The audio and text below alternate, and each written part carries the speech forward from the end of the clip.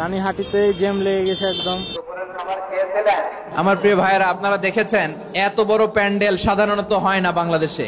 মানুষের জ্বালাতে অবস্থা খারাপ একদম। আসসালামু আলাইকুম।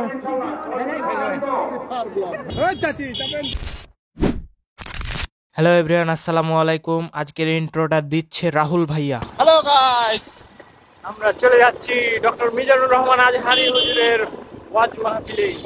অনুভূতিটা টোটালি আলাদা। গোলার থেকে যাচ্ছি চাপায়ে, রাজশাহী বিভাগে ওনার বিভাগীয় প্রোগ্রাম আমরা পেয়েছি।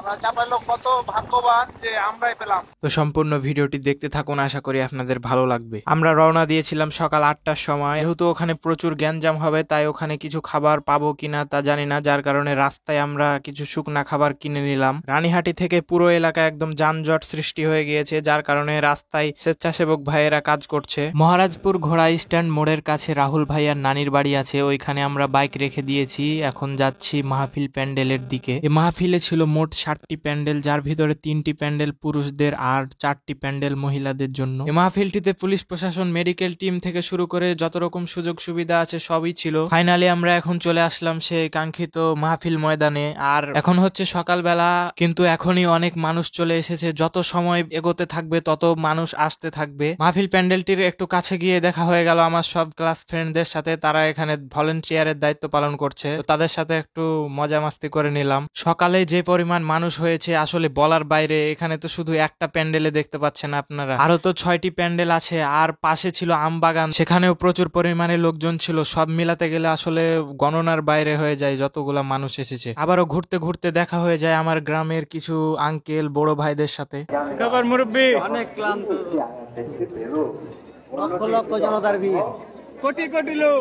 এখন ড্রোন শট নেওয়া হবে, তাই ভাইয়া ড্রোন ফ্লাই করে ফেলেছে। আর ড্রোন দেখার জন্য এত পরিমাণে লোকজন ঘিরে ফেলেছে একদম গোল করে চারদিক থেকে। মানুষের জ্বালাতে অবস্থা খারাপ একদম।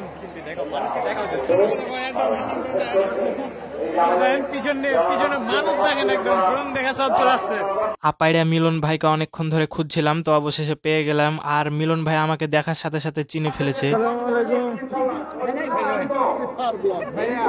এখানে আসার সাথে সাথে মিলন ভাই আর ফ্যান ফলোয়ার্সরা একদম ঘিরে নিয়েছে সেলফি তোলার জন্য।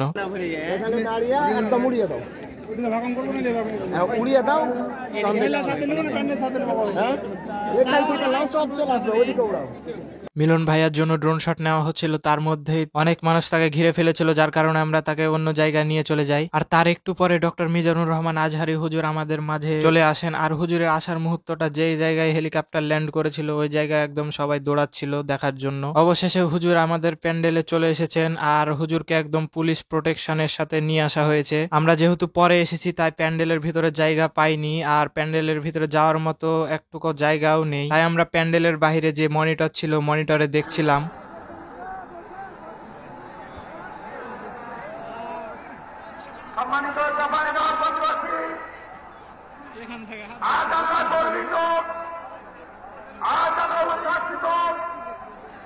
আমাদের আজকে কোটি যুবকের আইকন বিশ্বনন্দিত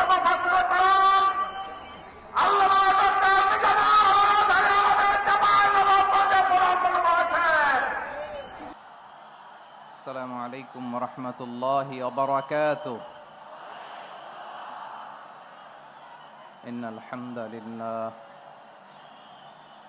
ইন্নাল হামদালিল্লাহি নাহমাদুহু ওয়া নাস্তাঈনুহু ওয়া নাস্তাগফিরুহ। আমার চাঁপাইনবাবগঞ্জের ভাইরা আওয়াজ করে বলেন না, রমজানে ইবাদতের যেই মজা অন্য মাসে এটা পান? কারণ রমজানে ইবাদত করলে সওয়াবও বেশি, ইবাদতের একটা পরিবেশ থাকে, ঠিক কিনা বলেন? অন্য মাসে ইবাদত করলে এর সওয়াব পাওয়া যায় গাণিতিক হারে, রমজানে ইবাদত করলে সওয়াব বাড়তে থাকে জ্যামিতিক হারে।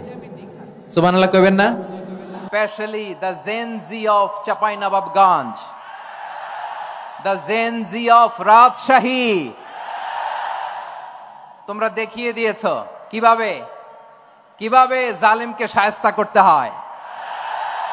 আল্লাহু আকবার। চোখের ইশারায় কি তাদের কানেক্টিভিটি, কি তাদের বোঝাপড়া।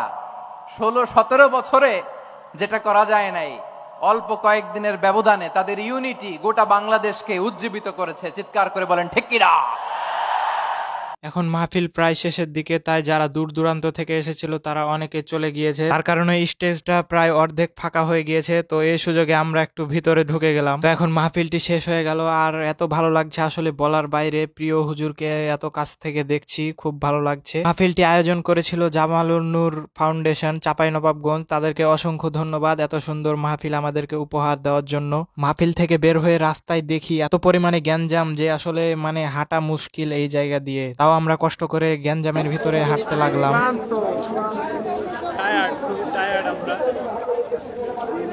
সকালে ঠিকভাবে ঘুমাইনি, চলে এসেছি রাত 2টার সময় ঘুম গেছি, মানে কালার চেঞ্জ হয়ে গেছে।